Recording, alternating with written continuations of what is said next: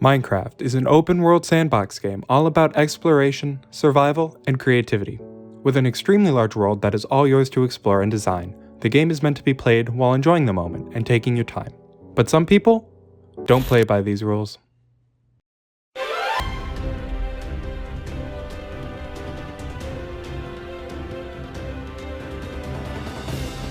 Beginning development in May of 2009 and officially releasing on November 18, 2011, Minecraft is one of the most popular games ever. With over 180 million copies sold, it is the best-selling video game of all time.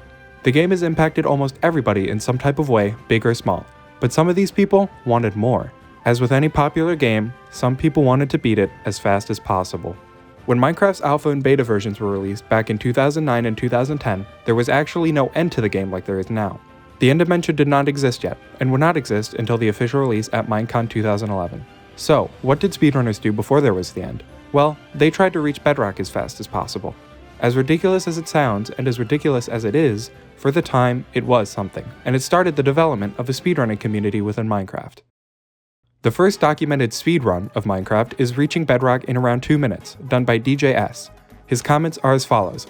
Now most of you are probably WTF, but the only goal of the speedrun of a Minecraft speedrun I could figure out of was getting to the bottom, bedrock, fastest. Most of this is luck based probably, since you'll want to spawn near a tree and some cobblestone visible, not get some coal or redstone or iron or similar in the way, and not getting in a lava pit or similar. Anyway, my tactic was to restart until a good spawn. My could have been better, but it's pretty okay.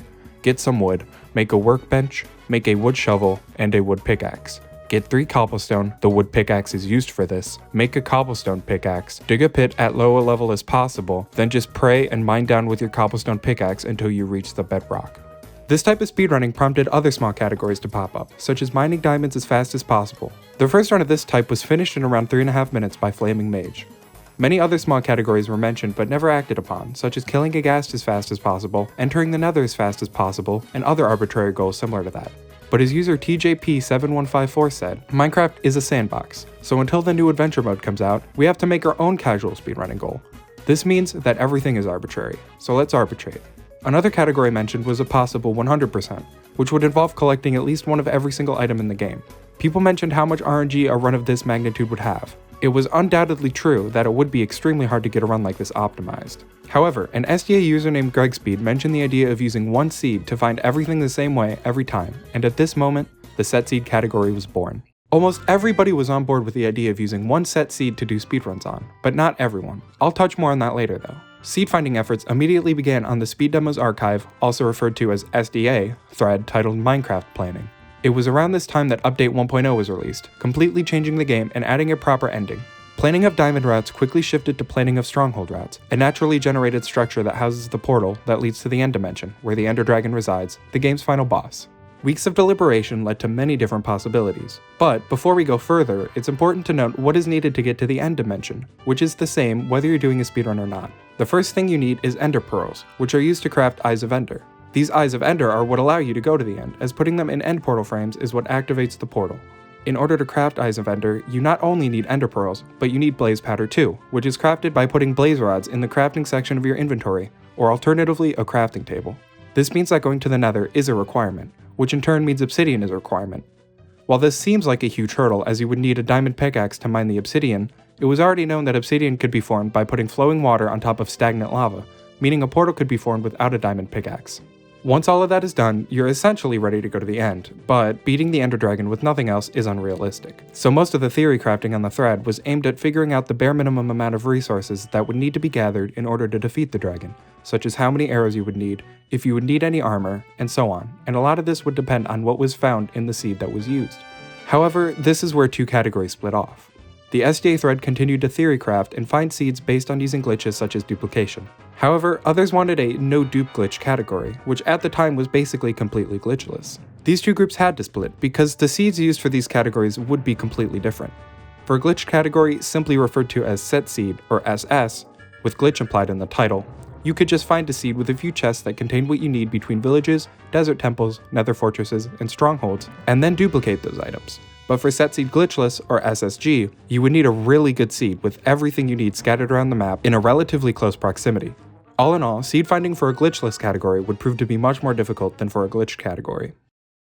This challenge was extremely daunting to the community, with many people shutting down the idea as a result. It was just going to be too hard to find a seed good enough to not use duping and still be fast. On top of that, without duping, you would have to get a bunch of arrows manually, which would probably involve farming skeletons. You also more than likely wouldn't have golden apples to rely on, and overall, you would have to do much more.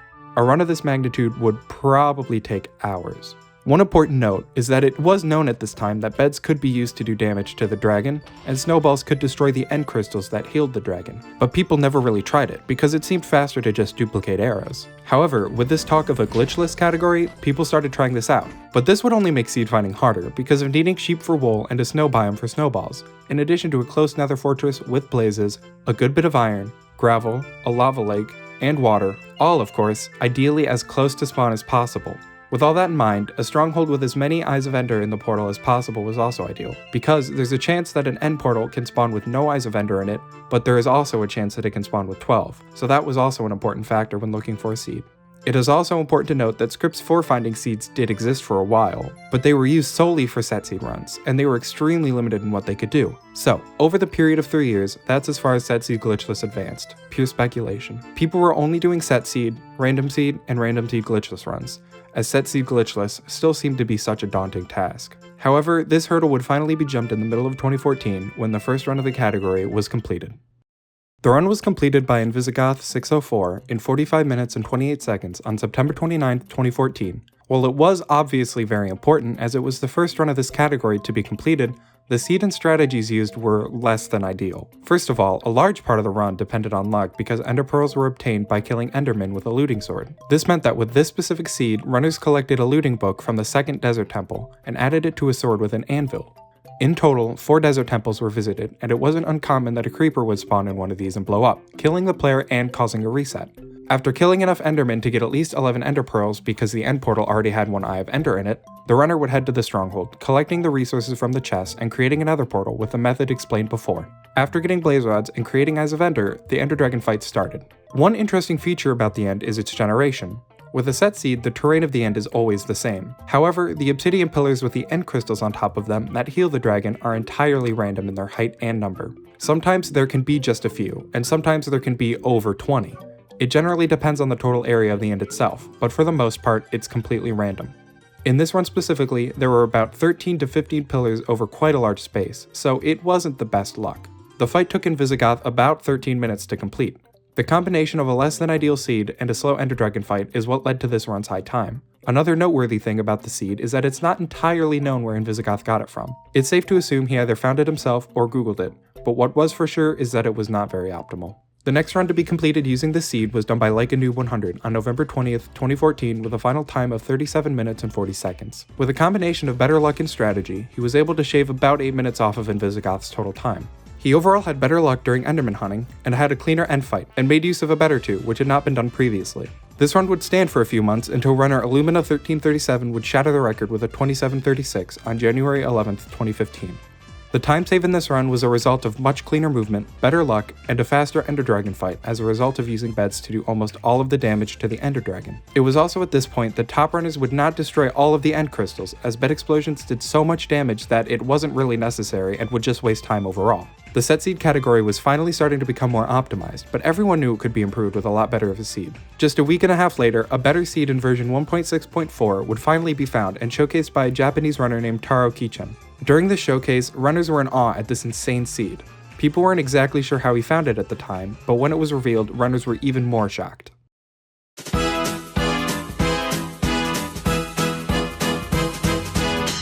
The reason the seed was so special in the first place was because the end portal already had 8 Eyes of Ender in it, and in addition the stronghold had chests with a total of 4 ender pearls inside of them, meaning that enderman hunting was no longer necessary, cutting a huge portion of the run out. The chances of this happening are about 1 in 1 million. Today, this still remains as the highest number of eyes found in an end portal randomly in vanilla Minecraft with no seed finding techniques. I would like to reiterate just how insane this find was. Like I said, the chances of 4 ender pearls spawning in chests along with the 8 eyes was literally 1 in a million. There were no seed finding techniques at the time other than simple scripts, so people would just manually look for seeds. No one searched as much as Taro though, and this seed was a testament to how much he grinded. It is to this day still one of the luckiest things to happen in Minecraft speedrunning history. So, Taro's first run on the seed was a 14:18, cutting about 13 minutes off of the previous record on January 22nd, 2015. Here's how the route goes. After gathering nearby resources like wood, iron, gravel, and other essentials, Taro runs to nearby sheep for wool to craft beds for the dragon fight, then heads to the nether with a close fortress, although the blaze spawner is pretty far away. He has to get a minimum of 2 blaze rods in order to make 4 blaze powder to convert the 4 ender pearls in the chest into eyes of ender. Then after returning to the overworld, he runs to the stronghold collecting leaves along the way for building blocks. The reason leaves are used is because of how fast they are to mine, barely losing time if collected optimally. After grabbing everything he needs from the stronghold and crafting anything that has yet to be crafted, he enters the end and starts the fight as normal. Another thing that's important to mention is the lack of snowballs used. Like I said previously, snowballs could be used instead of arrows to destroy the crystals, and arrows could be completely removed from the run because beds did enough damage to the dragon. However, this seed doesn't have a nearby snow or taiga biome, similarly to the last one, so runners would have to collect arrows, killing nearby chickens along the way for feathers, and mining a lot of gravel as well, because of the 10% chance of flint dropping. Because of these issues, runners knew the seed wasn't perfect, but it was the closest that it would get with the resources currently available. The run itself was solid overall. There weren't many major mistakes made, and Taro generally got good luck with mob drops and had consistent strategies, but the time could still be lowered drastically with better movement and a better ender dragon fight. The run would stand until March 8th, when Illumina would take back the record with a time of 13:30. This run saved about 30 seconds in the overworld prior to entering the nether due to faster crafting and better play overall, and saved the rest of the time with a cleaner ender dragon fight. Just a few weeks before this run, 2 new players were starting to run the set seed Glitchless category, Thunderful and the Sizzler. Between these two, Thunderful would be the first to set a new record after only about 100 attempts over a few days. This quick improvement was due to his knowledge of the game from running other categories and game modes. The final time of this run was 13:18, and it was completed on March 10th.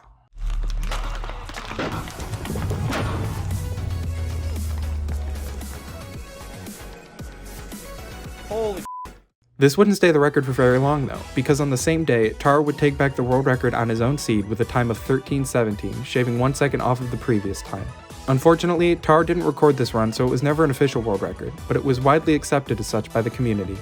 Having an unofficial world record wouldn't be an issue for long though, because once again, on the same day, Illumina would crush these 2 times with a 12:28. As was the case with most of Illumina's early runs, a majority of his time save over the previous one was in the first overworld section. This was because of how consistent his movement was and how fast his crafting was for the time. He never really made any huge mistakes with his crafting, while other runners would slip up from time to time. It may not seem like a lot, but little optimizations in the crafting bench are some of the most important in a category like this because of how much the little time saves add up. It would only be a few days until Illumina would smash his own record again with a time of 11:26. This run saved so much time because of a much better nether section. In this run, he got much better blaze rod drops, meaning spending less time killing blazes, and he was able to break the gravel that he placed down to get over this lava, rather than having to place a bunch of gravel near the spawner and then go back to kill more blazes. This in total saved him around a minute over his last world record. On the same day, Illumina would beat his own record again with a time of 10:44. A big reason for the time save in this run was a new strategy in the first part of the overworld. You see, what runners did at first was mine all of the iron they needed from this vein here, get all the stone they needed for a furnace and tools, and then smelt the iron. With this new strategy, they would be better utilizing the time it takes for the iron to smelt, opting to only mine a few pieces of iron, then a piece of coal, and then start to smelt the iron. They would then go back to the iron and mine the rest that they needed, and then get the stone they needed for the rest of the stone tools. This saved around 8 to 12 seconds depending on how optimally everything was done, but it can vary a lot. He also sorted his inventory better, meaning he wouldn't have to open it to move things around a bunch while above ground. This also saved a few seconds compared to the previous run. This really started to show that SSG was a serious category that was starting to become very optimized very quickly, and beating the world record wouldn't be such an easy feat anymore. Thunderful would show that it was still very much possible though, on March 21st when he would beat Illumina's record, getting a 940, the first ever sub 10. This was an absolutely huge world record, and it was largely due to the insane luck that Thunderful got. Generally, a runner has to run all the way to the blaze spawner in order to get the blaze rods they need. In this run though, Thunderful got insanely lucky and 2 blazes spawned right near the front of the nether fortress, meaning he only spent about 30 seconds in the nether. In addition, a solid ender dragon fight led Thunderful to clutch out this crazy record.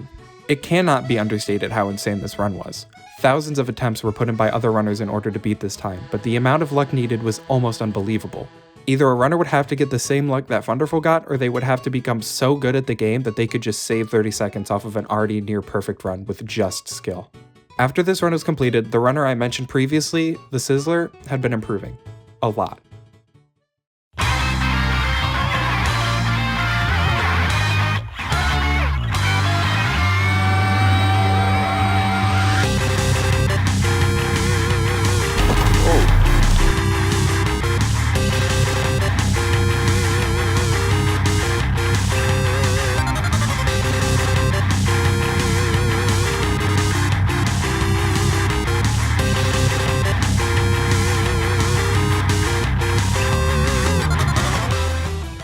It's below 940, people.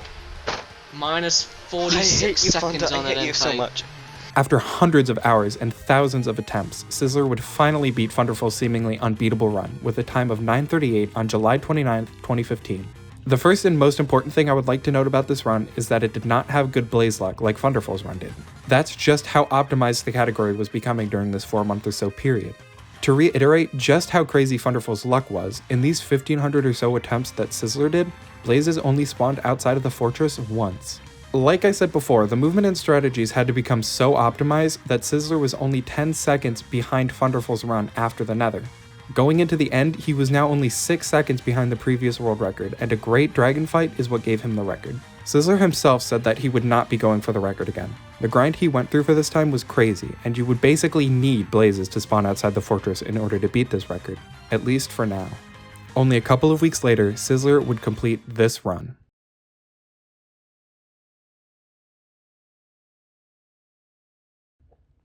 How is such a time save possible when the previous run was already near perfect? Before we go any further into that, it's important to understand how seeds work in this game. To put it simply, the whole entire seed is responsible for biome generation. However, only a part of the seed is responsible for the generation of structures like villages and strongholds, cave layouts, the Nether, and the End Island. Due to limitations of the randomizer that the game uses to generate seeds, adding 2 to the power of 48 to seeds will keep the part of the seed that affects structure generation, nether generation, and end generation the same, and only change the last part of the seed, which is only responsible for overworld biomes. These seeds that just have 2 to the power of 48 added to them are commonly referred to as sister seeds. So how was this one found? Well, it had been known for a while that adding 2 to the power of 48 to a seed had the properties that it did. With this knowledge, a seed finder named Azalef generated a list of seeds that started by adding 2 to the power of 48 to Taro's original seed, and then adding it again and again and again, creating many sister seeds in hopes of finding a better seed for SSG.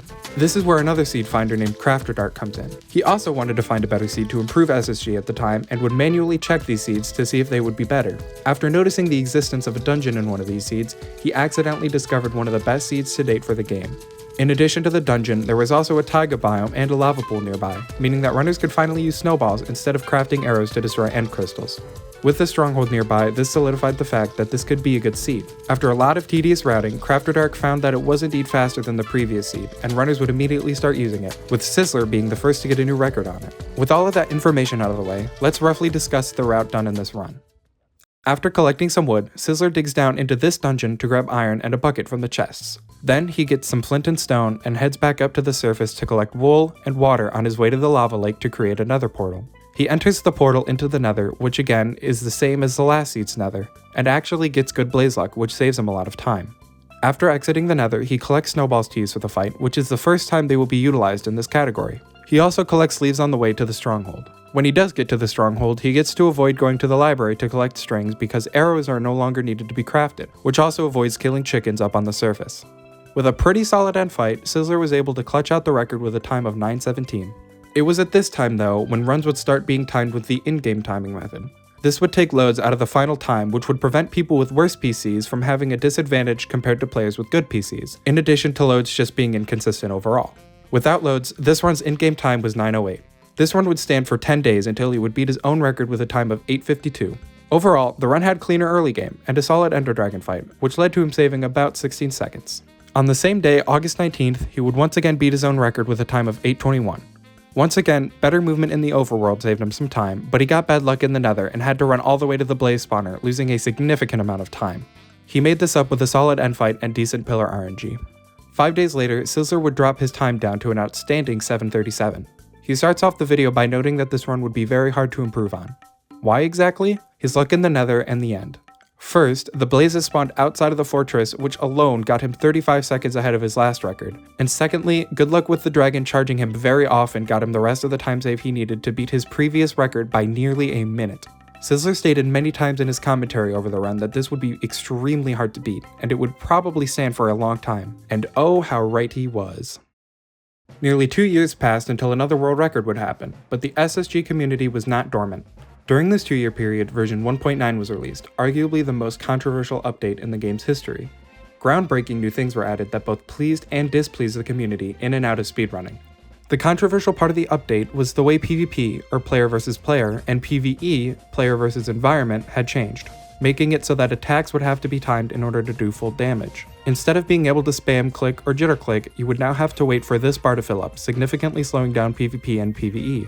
In addition to this major change, the end was completely revamped, including the Ender Dragon fight itself. With this update, less pillars would spawn, but some would be covered by iron bars. It was quickly discovered that you could just shoot under the iron bars though, due to the slimmer hitboxes, although it was pretty precise. This end update immediately begged the question: would this new version bring faster or slower seeds to SSG?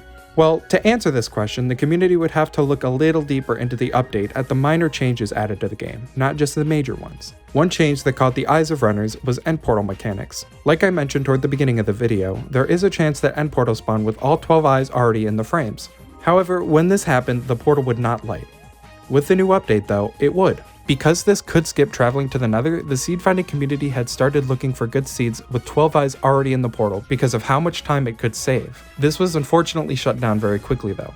Another minor addition to 1.9 was that strongholds would spawn much farther away from the seed spawn point than before. Just the time spent running to the closest stronghold would be slower than going to the Nether, and this was in conjunction with a slower dragon fight. Because of all of these things, seed finding efforts quickly shifted away from 1.9 and back to other versions of the game, mainly 1.7 and 1.8. However, because of how tricky searching for seeds on two separate versions was at the same time, seed finders eventually shifted their focus to 1.8 because it was believed at the time that trading routes would be the future of the category, and trading in 1.8 is much, much better than in 1.7. So, after nearly 2 years, Sizzler would beat his insane world record by 10 seconds on March 27, 2017 with a final time of 7:27. This run was phenomenal, and the only major time saves around the run were RNG based, those being Blaze RNG and Dragon RNG. The main reason he was able to beat his last PB without good Blaze RNG was because of how much he improved his movement and crafting in both sections of the overworld. These improvements would make this run extremely difficult to beat, right? Well, the very next day, Sizzler would beat this run with a time of 7:11. A combination of a better dragon fight and blazes spawning outside of the fortress let him beat this insane run by so much. This run was extremely good, but now the category was getting to a point where it was all dictated by RNG. However, this wouldn't be an issue for long. A runner that goes by the name of Matthew Bolin had wanted the SSG any percent world record. This was around 2016 to 2017, a little bit before Sizzler would drop his time by so much in such a short time. When Sizzler did get the world record though, it was a big motivation killer for him. In addition, the community also wanted to seed in 1.8 because 1.6 just wasn't a great version, and 1.7 would take trade routes out of the question. So Matthew asked fellow runner Geosquirt to help him run Azaleph's old seed finder, which never found a new seed for SSG, but was able to find high-eyed end portals. They started naively looking for new seeds but didn't get very far.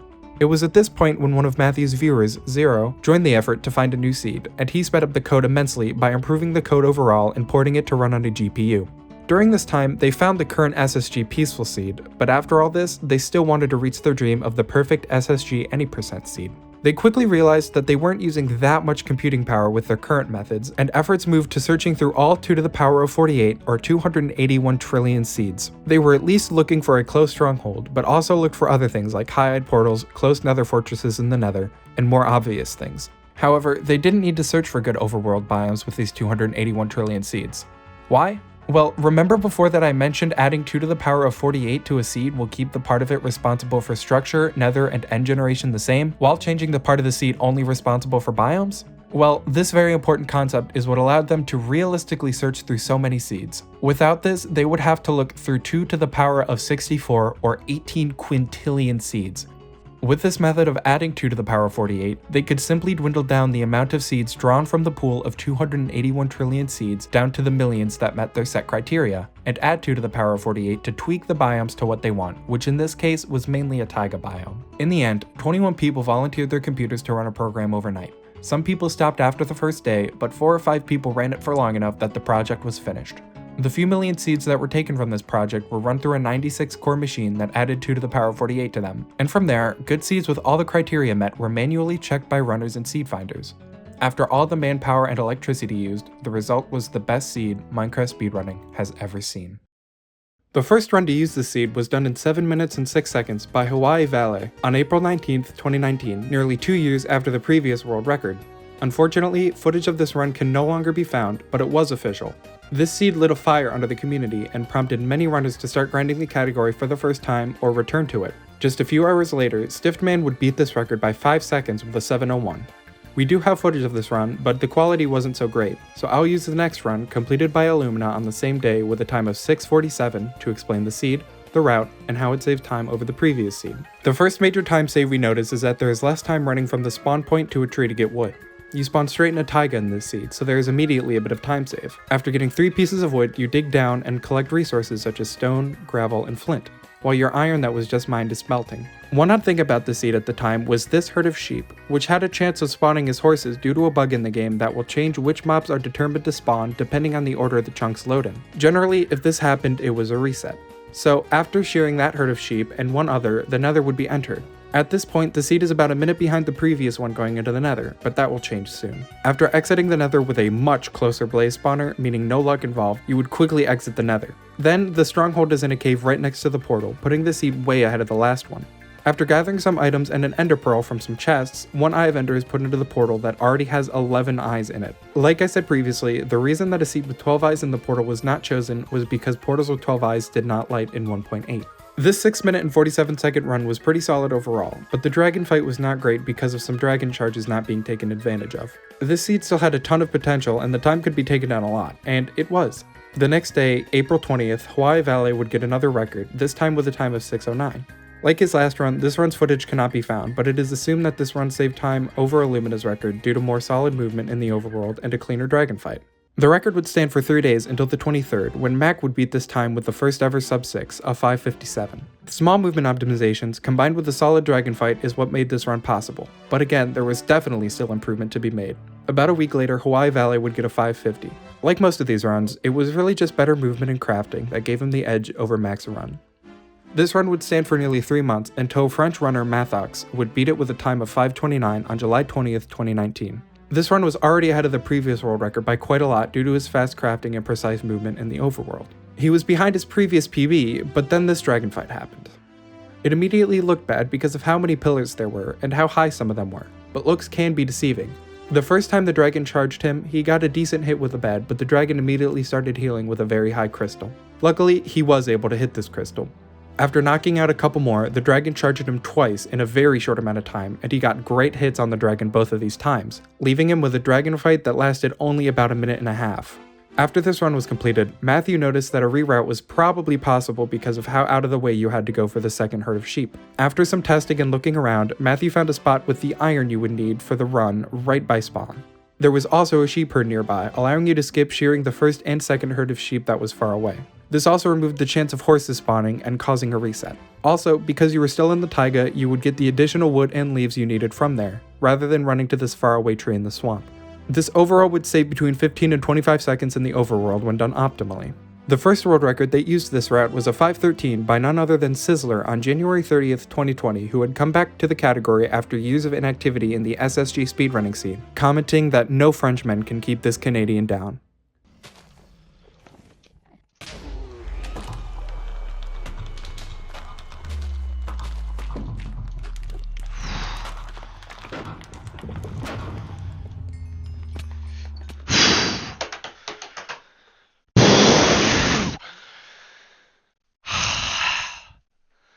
You can see in this run just how much time he saves in the overworld compared to Mathox 5:29. Other than that, the run doesn't save much time anywhere else. I also want to note that it was around this time that runners would start using crystals on low pillars to deal damage to the dragon, in addition to the normal use of beds if the dragon would charge you when you weren't on a pillar. The time could still be pushed down a bit more, and people knew with a good dragon fight, sub 5 would definitely be possible. After weeks of grinding attempts, the game would finally be pushed down below 5 minutes, but who would be the first to get sub 5? Well, on February 10th, 2020, Illumina would have that opportunity.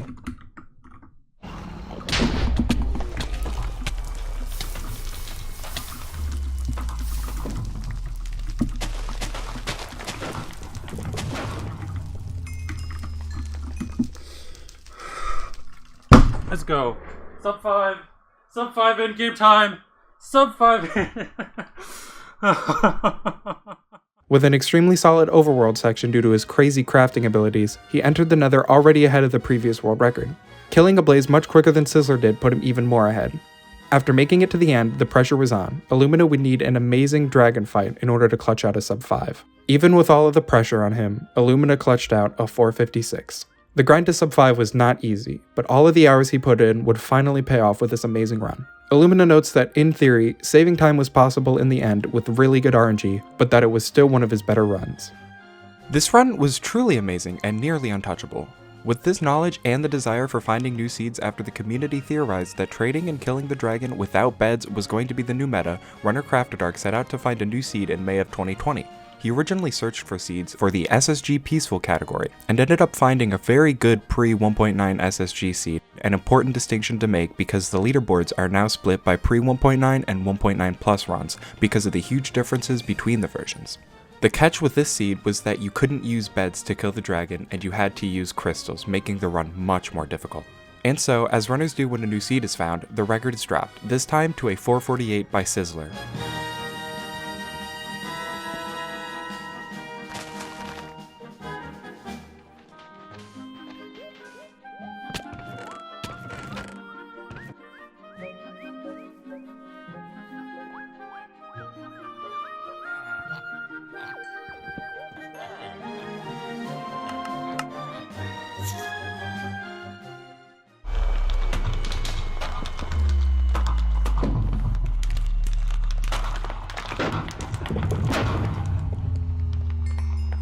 The run was great, despite him accidentally throwing his eye a vendor he got from trading with a villager, which lost him a significant amount of time. Despite this though, the seed was fast enough to give him the edge over Illumina's run. Things to note in this run include not only the obvious villager trading, but also the end portal, which has 11 eyes in it. Like I said before, 12 eyes wouldn't be beneficial because pre-1.9 portals with 12 eyes would not light. Another note is how small the end island on the seed is. That is what makes bedless reasonable, but still difficult. Only a little while later, on June 10th, Sizzler would once again beat his world record with the final time of 4:39. With the time save that he had from the last run, he was able to cut 9 seconds off from his previous PB. Oh. Never mind. Okay. It's not really what I want, but we'll take that. And that's where the SSG record stands as of the uploading of this video. Over time, efforts from the speedrunning community and the seed finding community ultimately led the category from something too daunting to attempt to the first run being attempted in 45 minutes and 28 seconds, and finally, after 5 official seeds being used, a 4 minute and 39 second run completed by Sizzler, all in the span of over a decade. If it hadn't been for the efforts of Invisigoth and the small community that existed during 2014, who knows where the game would be now? Well, for SSG, the answer isn't exactly clear, so let's go back to 2011 and try to figure out the answer to this question for a different category. Remember when I first mentioned the idea of a set seed category? Well, originally, not everyone was on board with this idea.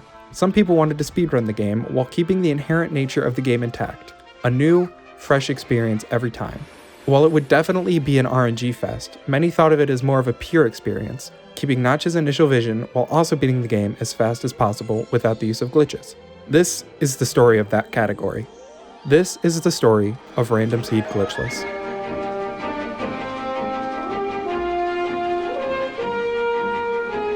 The story of RSG has very humble beginnings, starting in Japan. At this point, RSG was not popular outside of Japan, but in Japan, it was a very different story. Here, it was massively popular, and definitely the most popular category out of all of the ones already established.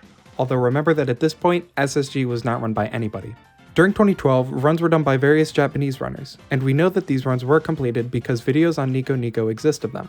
However, we do not know if these were world record at the time, and we do not know who did them because their page does not exist anymore. In addition, Japanese runners at this time, and for years to come, didn't really highlight their runs.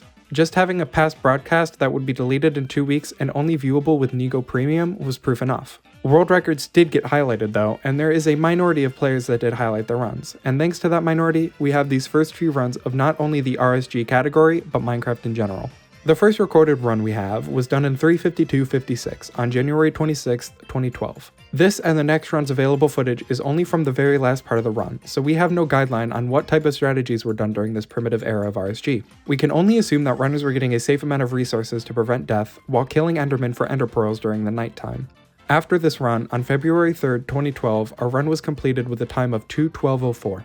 All the time saved here is probably just a combination of luck, things like more ender pearls dropping from endermen, therefore less nights hunting them, more villages, desert temples, a closer stronghold, etc. But again, this is all speculation. Another run that may have been world record at the time was a 1:23:15 on April 29, 2012 by Corbetti. Unlike the previous two runs, there is footage of this entire run, so we can take a look at what runners were doing at this time when they got a run going with a good seed. Basically, the runners at this time were just beating the game as fast as possible. Listen, I know it sounds stupid, obviously that's what you do when you speedrun a game, but that's all they were doing at this time. There were no definitive strategies involved at this point, other than gathering all the materials needed to beat the game, along with some additional safety resources that probably weren't 100% necessary, but that was fine because there was no need to be super optimal yet. The category was still in its infancy. As the times were coming down, so were the chances of getting a good run going. This was the obvious dilemma of the category. It wasn't a set seed, so you couldn't use routing changes to optimize your run, and because it was very different every time, you could only optimize your crafting and movement to a point where you could improvise it. Japanese runners would continue to do runs though. One very notable name is Taro, who you may remember having the SSG record in 2015, but right now in RSG we're still talking about 2012. His first world record of this category was a 1:09:02. There is no proof of this run on the internet, so it's impossible to go into detail about what he may or may have not done. Taro would beat his own record on August 15th, 2012 with a final time of 58:16 with footage. One thing I'd like to point out about this run is crafting and movement. You'll notice if you watch Taro craft, it's not fast.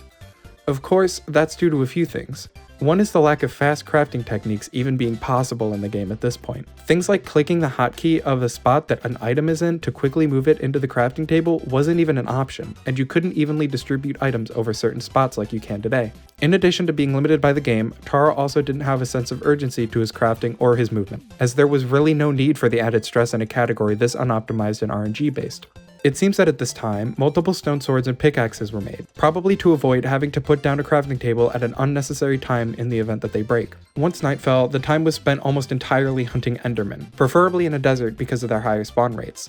Some minor strategies were used to kill endermen, like using nearby creatures to deal additional damage. One main reason for this run and other runs' length was that it would have taken multiple nights to get enough ender pearls to be safe going into a stronghold. In this run, Taro spends the second day going to the nether to look for a fortress to go blazes at. He got fairly lucky with one somewhat close by and then exited the nether. The second night was used to start figuring out the general direction of the stronghold and to kill more endermen.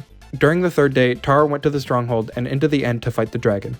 He only spent about 5 minutes doing the fight, which was pretty fast for the time, and also utilized bed, even during this primitive stage of Minecraft speedruns. This was the basic route that all runs previously would follow, adding on a few more nights for more resources and what some future runs would do as well. It was safe, relatively easy, and mainly relied on good RNG. It would take Taro nearly 8 months to beat his record again on April 2nd, 2013 with a final time of 49:28, cutting off almost 10 minutes.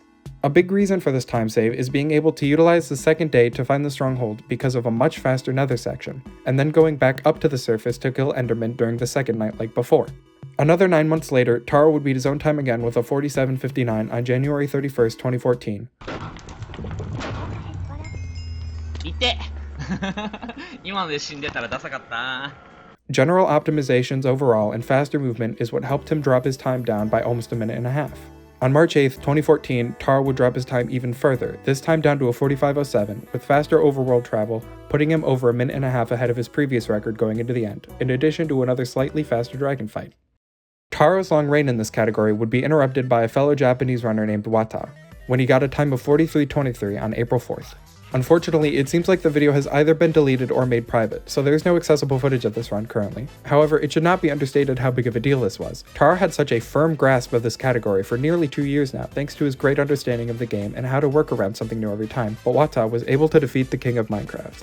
Taro wouldn't let his parade be rained on for long though. 8 days later, he would take his record back, but not by 1 minute, or 2, or 3, but almost an entire 6 minutes, with a final time of 37:43. しゃー勝ったいったやっと40分消えた放送でやれたよ How is it possible to shave so much time off an already very solid run? Luck.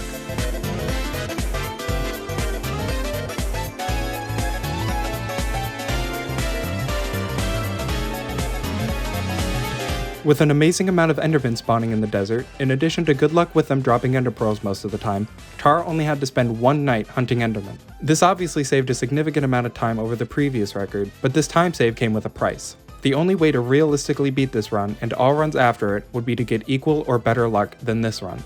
More attempts and more grinding. The story of a strategy that could have avoided a huge amount of this luck is an interesting one for that very reason. It could have been a strategy. In January of 2015, about 9 months after Taro's previous record, in which time no new records were set, a runner and Twitch staffer named Loutlot first came up with the idea of something called tower strats by the American community that, yes, did exist, but it was still very small. These strats mainly took advantage of two mechanics in Minecraft. The first is that mobs will despawn when a player is greater than 128 blocks away from them. The second is that, upon death, the player more or less teleports to their spawn point, which is either the spawn chunks of the world or wherever they last slept, assuming the bed was not destroyed.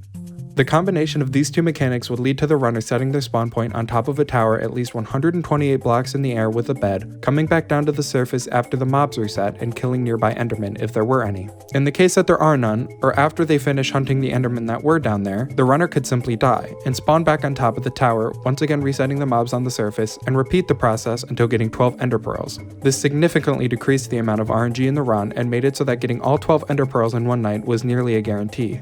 But like I said before, this could have taken off. Like I stated multiple times before, the category was really only ran at a high level in Japan. The way that the Japanese leaderboards were structured was by difficulty. Essentially, all prestigious runs were done on hardcore mode. This was for no specific reason. It didn't save time or lose any time, it was just cool to do. Think of it in the context of Super Mario 64 speedruns. All top runners play on Nintendo 64 rather than Wii Virtual Console or emulator. This provides no inherent advantages, it is just what has silently been agreed upon by the community. In the case of Minecraft, playing on hardcore presents a huge issue with tower strats, that being the fact that you can't respawn. With the Japanese wanting to stick to tradition, in addition to deaths being penalized in races, which were very popular around this time, they rejected the method and continued to do normal strats. This didn't stop everyone though. A runner named Dice would do this strategy in a race.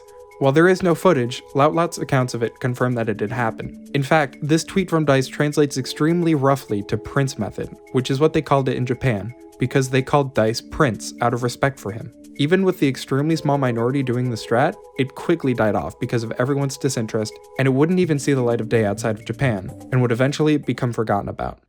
A year after his previous record, on April 12, 2014, Taro would get a 33-33, once again demolishing his past world record. The time save in this run was from an extremely close stronghold in comparison to the last run. In addition to this, he was able to hunt Endermen for only one night, and this was starting to become the standard as movement and strategy evolved over time. Again, this was an entire year after his last record. This would be a common theme, as his next record wouldn't be until nearly a year and a half later, on September 18, 2015. Another common theme seemed to be beating his records by multiple minutes at a time, because this run's final time was a 27:55, the first sub-30 and by far. These huge jumps in time just goes to show how much RNG this category has, how hard it can be for runs to get going, and how unbelievable Taro's skill was. As we always need to ask ourselves, what was the time save here? Well, this was the first world record to go to the Nether during the first day. Previously, the Nether was entered after hunting Endermen the first night, but as the category became more and more of an RNG fest, it just seemed that resetting more seeds in order to find one with all the important resources you need like iron, diamonds, and gold was worth it. During the downtime between getting all those resources and nighttime, you could just go to the Nether. If runners didn't get a close fortress at this point, it was just a reset. So, with entering the Nether on the first day rather than the second, Taro was able to enter the end 5 minutes before his last record, and have a good dragon fight.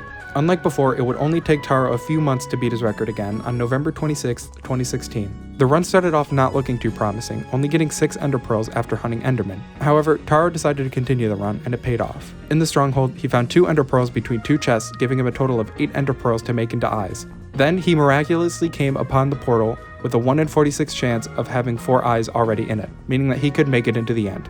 After a couple of missed bed hits and cheating death, Taro managed to clutch out this insanely lucky run.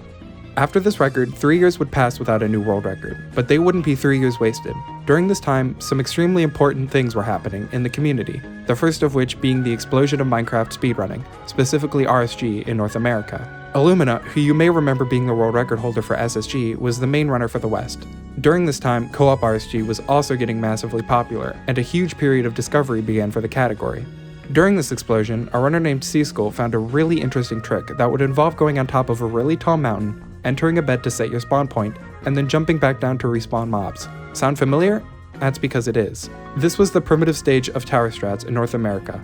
However, this was a rediscovery, as the main innovator and optimizer of the strategy, Seaskull, had not known that something like this had already been theorized and done before, because like I had said, tower strats were forgotten about outside of Japan because of the lack of communication between the two communities.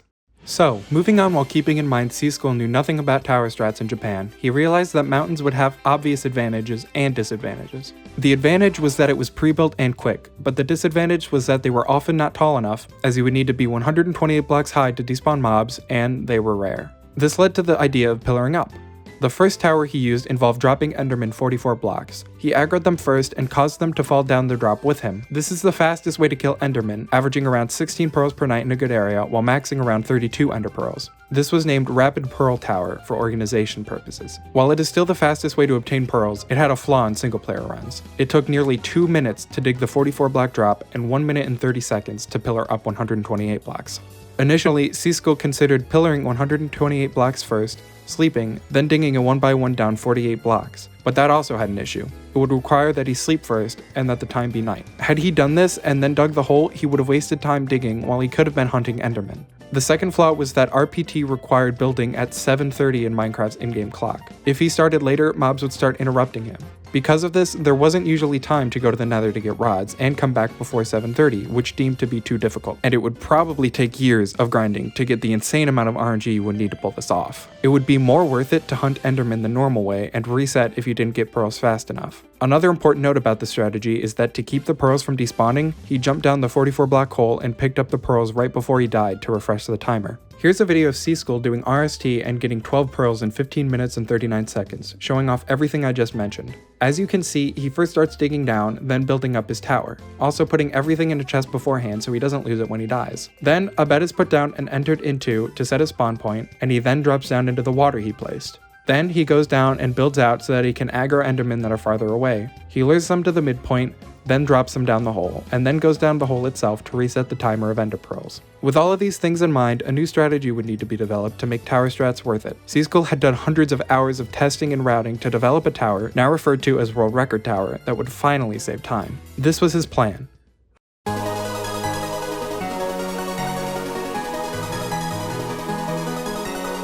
Reset until you could get diamond and iron from a village or temple. Grab at least 128 leaf blocks, wool, feathers, and wood needed. Get to the nether as fast as possible to get rods. Exit before 9:10 to start building the tower.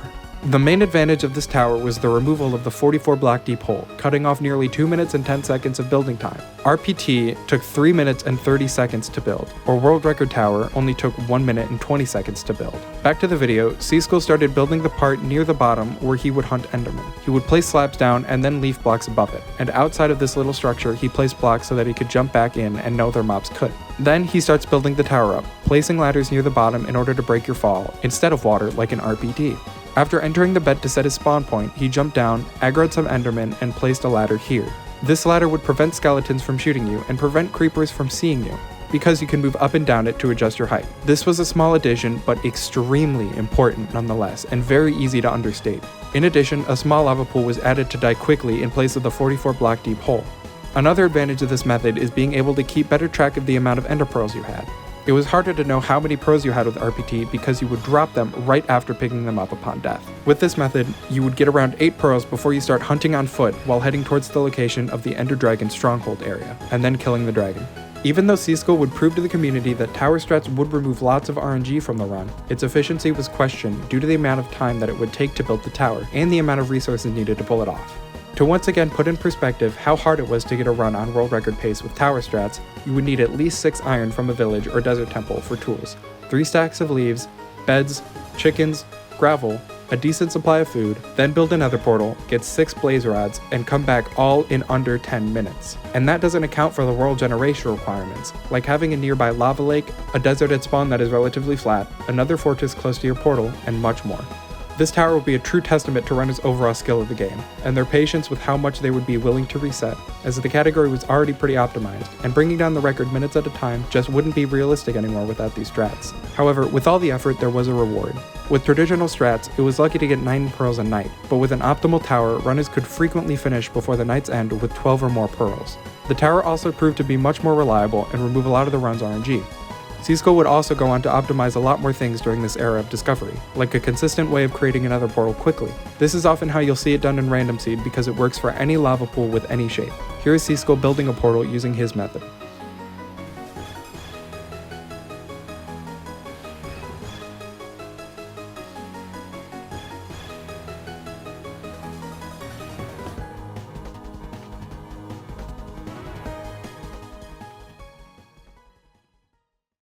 So, now the year is 2019. RSG single player and co-op has become massively popular in North America, with many runs pulling hundreds of thousands, if not millions of views on YouTube. This was also the time that Minecraft speedrunning as a whole was blowing up, but RSG was proving to be especially popular. With all of the previous strats in mind, who would be the first to break the record? If you guessed Taro, that would be an extremely good guess, but you would be incorrect. It was actually a Ukrainian runner named Glitchless, who had sort of came out of nowhere.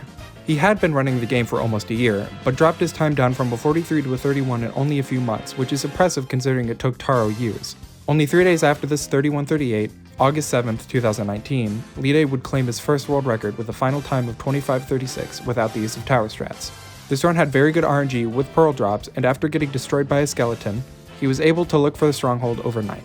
This run had the potential to kill RSG, but after throwing an Eye of Ender that breaks, he decides to dig down where he thinks the stronghold is. After digging down to bedrock with no luck, he gets back up and throws another Eye of Ender, but loses it in a mountain. He decides to just dig down again, and luckily digs right into the portal room of the stronghold, which happens to have 2 eyes in it. With this near 2 minutes of time loss, it was totally plausible that, given the same dragon fight, this run could have been a 23. A few days after this run, Taro would be on the run of his life, easily on 24 pace, but unfortunately, while fighting the Ender Dragon, this happened.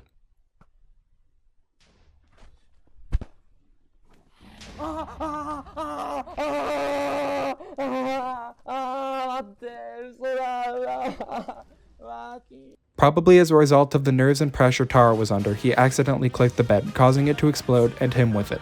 This was absolutely heartbreaking for him and the community, and after this run, we would sadly see him essentially retire from the game. With this run's unfortunate ending, the world record would stand until November 27th, when Glitchless would drop down his own world record to a 24:56, this time using WRT, proving that it was a world record viable strategy. This would save him quite a lot of time, allowing him to start looking for the stronghold sooner. He managed to dig straight into the portal room and have another solid Ender Dragon fight, even with the bad pillar RNG he got, clutching out a new record that would stand for the next few months. Now, enter Illumina, the world record holder for SSG, but not at this time.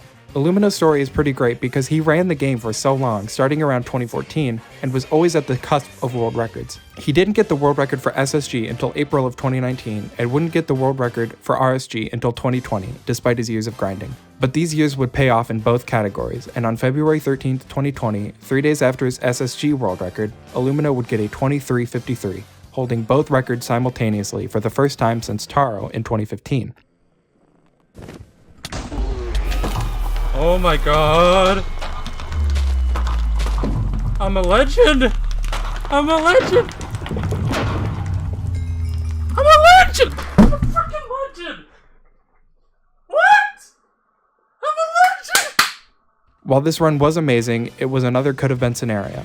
You see, the stronghold was directly underneath Illumina's WRT. Not predicting this, he ran in one direction for a while in order to prevent possibly wasting Eyes of Ender, but when he threw another one, it brought him back to his tower. If he didn't run all this way, he could have gotten a significantly lower time. Assuming an identical dragon fight, this easily could have been a 20-minute run.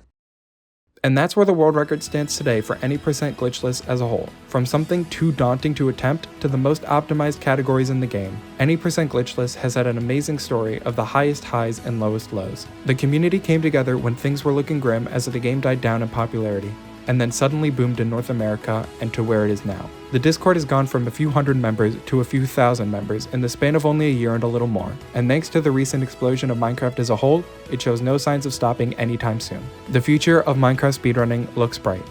The end is nowhere near.